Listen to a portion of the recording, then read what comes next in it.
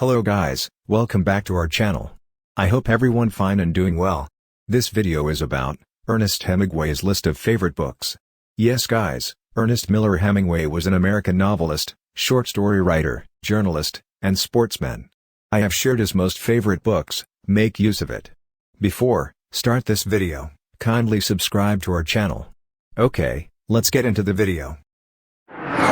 War and Peace by Leo Tolstoy. Tolstoy's most famous work, with the exception of Anna Karenina, doesn't leave out much in terms of themes or timeless concepts. The Petersburg party crowd is made up of privileged persons with deep psychological and family issues, while the Moscow families are beset with debt but in better emotional states. Readers who don't shy away from political, philosophical, or religious topics of all kinds will be fascinated by Tolstoy's grasp of Napoleonic historical forces mixed with changeable but fascinating human individuals caught up in forces much larger than themselves. Anna Karenina by Leo Tolstoy. More humanly centered than his other well-known work, War and Peace, Tolstoy makes it clear that life is far too complicated for easy handouts of mercy or judgment. The novel begins with a case of family brokenness and adultery, and sympathy is geared mostly toward the malefactor. As the story unfolds, the dark sides of the likable siblings appear, Anna and Steva, who are outwardly accepted by society in the face of moral betrayal.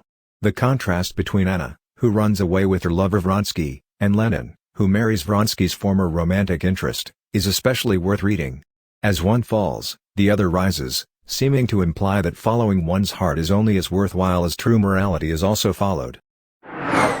Madame Bovary by Gustave Flaubert. The tale of Emma Bovary lies somewhere between a cautionary tale of Victorian anti-womanhood, bohemian ideals, and a George Bernard Shaw warning against middle-class morality.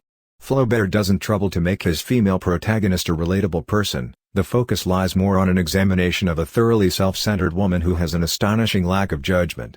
The despair and affairs brought on by boredom, and the resulting financial misery accompanying mounds of debt, are a much more graphic portrayal than any Thomas Hardy novel, and Flaubert never forgave his countrymen for putting him on trial for violating public morals.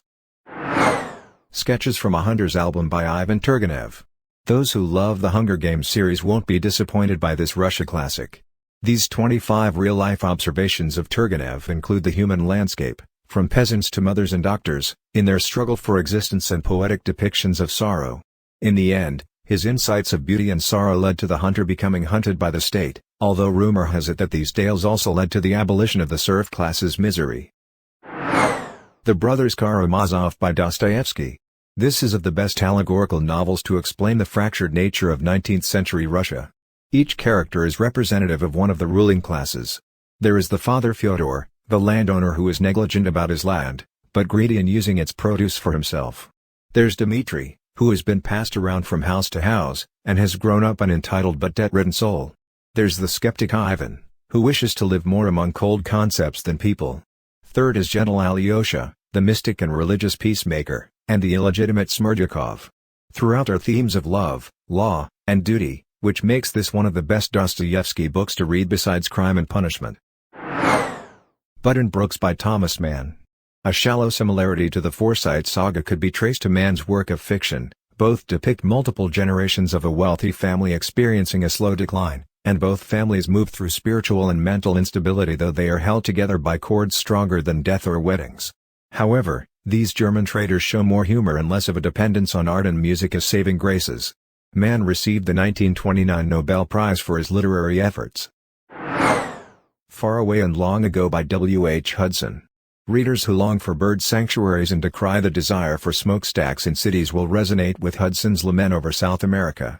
Later on in life, the author became an ornithologist and became friends with fellow novelist Joseph Conrad, but this book is a reflection of his childhood memories of Argentina and the strong lure of unspoiled nature. Depictions of family life are few, and saved for the last chapters.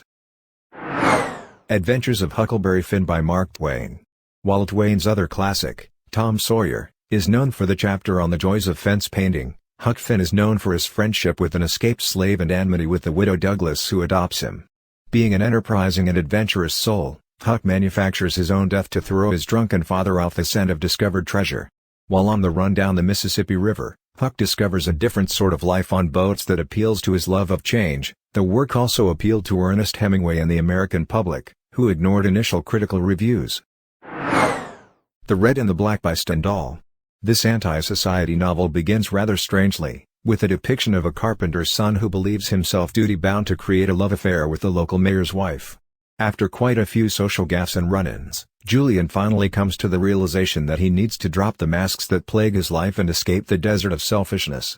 However, he's too late to escape the fate of the noose he's placed around his own neck, despite the fact that he realizes his social ambitions before he dies. Dubliners by James Joyce. Most readers know that Joyce experimented with form in his novels, but it's no Ulysses, though Joyce kept to his classic themes of disaffection with social and spiritual forces beyond the individual. The story of high schoolers Evelyn and Jimmy, their hopes and dreams of the future, could help young adults to identify with the characters in this string of short stories.